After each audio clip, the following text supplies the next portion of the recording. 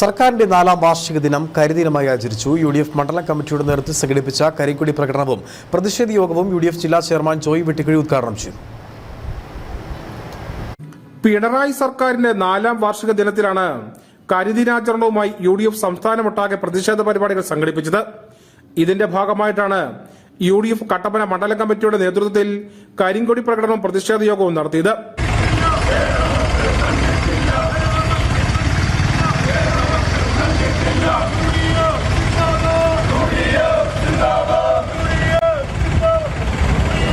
സംസ്ഥാനത്തെ ഗതികേടായി മാറിയിരിക്കുകയാണ് പിണറായി സർക്കാർ.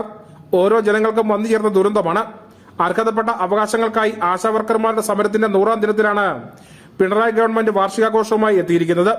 പാവപ്പെട്ടവരുടെ നെഞ്ചിൽ കയറി നിന്നാണ് സംസ്ഥാനത്ത് ഇപ്പോൾ ഭരണം നടത്തുന്നത്. PSC ഉദ്യോഗാർത്ഥികളുടെ നീതി ചവിട്ടി തേക്കപ്പെടുന്നു. പോലീസ് സ്റ്റേഷനുകളിൽ ഉദ്യോഗസ്ഥരുടെ പീഡനവും കള്ളക്കേസും വ്യാപകമാകുന്നു.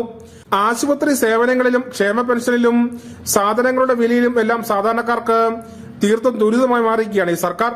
കേരളത്തിന്റെ ധനസമ്പത്ത് തന്നെ ഇപ്പോൾ തകരുന്ന സ്ഥിതിയാണുള്ളതെന്നും പ്രതിഷേധ പരിപാടി ഉദ്ഘാടനം ചെയ്തുകൊണ്ട് UDF ജില്ലാ ചെയർമാൻ ജോയ് വെട്ടിക്കുഴി പറഞ്ഞു.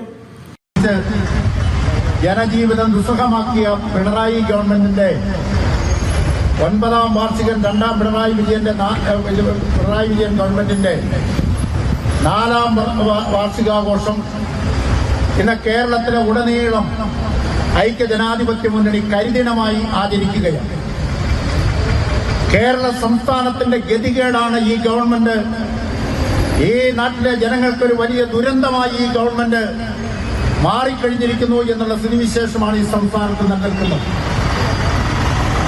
സംസ്ഥാന ഗവൺമെന്റിന്റെ വാർഷികാഘോഷത്തിന് വേണ്ടി നെടുമ്പാശ്ശേരിയിൽ പിണറായി വിജയനും മന്ത്രിമാർ മണ്ഡലം ചെയർമാൻ സിജു ചക്കുമുട്ടിൽ അധ്യക്ഷനായിരുന്നു.